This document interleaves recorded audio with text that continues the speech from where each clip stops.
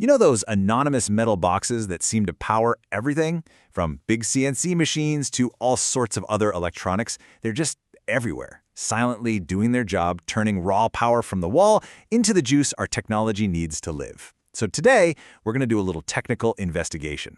We're going to crack one of these boxes open and see what kind of story it has to tell.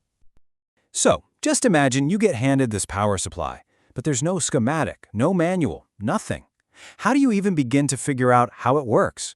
Or, more importantly, how you might fix it? Well, that's our mission today. We're going to become technical detectives and decode the story that's written right there on its circuit board.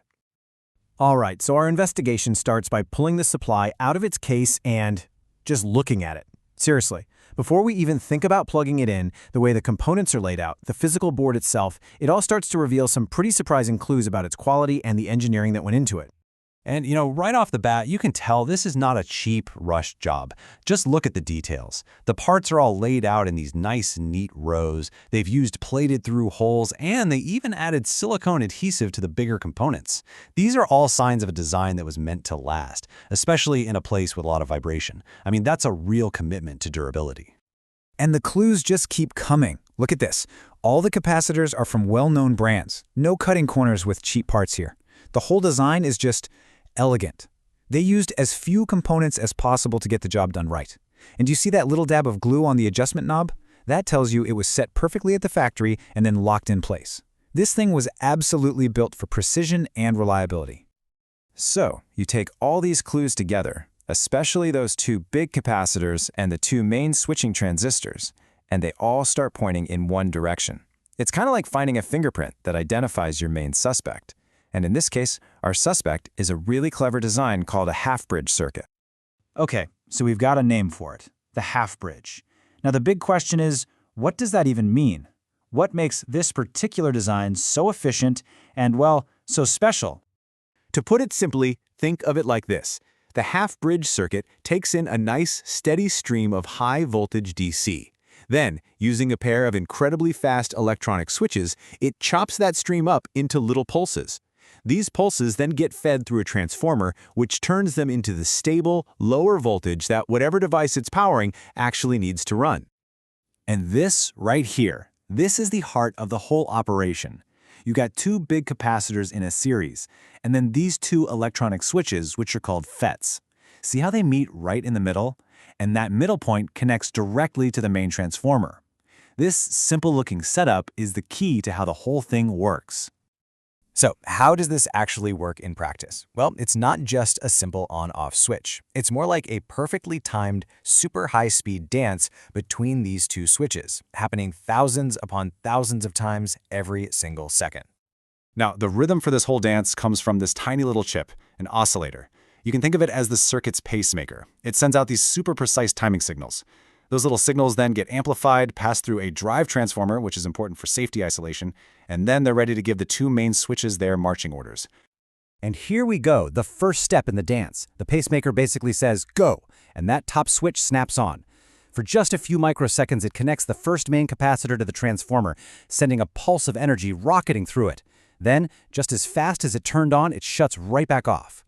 But wait, before the second switch gets its turn, there's this supercritical pause. It's called dead time. It's an incredibly short but absolutely vital moment where both switches are guaranteed to be off. Why? Well, because if they were ever on at the exact same time, you'd create a direct short circuit right across the high voltage supply and poof, everything would be toast. Game over. So after that tiny moment of dead time, the pacemaker gives the signal to the bottom switch. It snaps on, connects the second capacitor, and sends a pulse of energy in the opposite direction through the transformer. It's a perfect tag team. On, off, pause. Then the other one goes on, off, pause. Over and over, thousands of times a second. Now, understanding how this circuit is supposed to work is one thing, but actually testing it, that's a whole other ballgame. And there's a very common and very dangerous mistake people make when they try to watch this elegant little dance with an oscilloscope. So you're probably thinking, how could just looking at the signals possibly be a problem? It seems so simple, right? But the way most oscilloscopes are built, well, it creates this hidden trap that can have, let's just say, explosive results. And look, I am not exaggerating the danger here. As the expert Mr. Carlson puts it, this mistake is no joke. The consequences aren't just a blown fuse. We're talking about catastrophic failure for your equipment and maybe even for you. Okay, so here's exactly what goes wrong. You hook up your first probe to measure what that first switch is doing. So far, so good. Then you hook up your second probe to measure the second switch. Here's the fatal problem. The common, or ground leads of both of your probes are connected together inside the oscilloscope. So by connecting them to two different points in the circuit, you've just created a dead short right across that second switch. But when you do it the right way, safely, with an isolation transformer, that's when you get to see something really cool. You can finally see the heartbeat of the circuit. You can actually visualize those high-speed pulses and see exactly how this power supply is responding to demand in real time. And this is where you can see just how smart this whole design is. When the device isn't really asking for much power, the circuit sends these very narrow pulses of energy. But as you increase the load, as you ask for more power, watch what happens.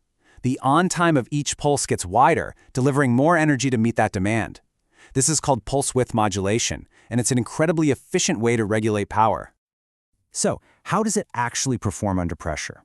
Well, the label on the power supply says it's rated for 10 amps, but when we really push it, it doesn't even break a sweat. It keeps delivering stable power all the way up to 14 amps before its own protection circuits finally kick in. This thing is seriously over-engineered, in the best way possible. And what about the output voltage? Throughout all the tests, whether it was under a light load or a heavy one, it held steady at a perfect, rock-solid 24.00 volts. This just confirms everything we figured out just by looking at the board. This is a high-quality, precise, and incredibly well-built piece of engineering. So in the end, what we found inside this simple metal box wasn't just a collection of random components. It was a story.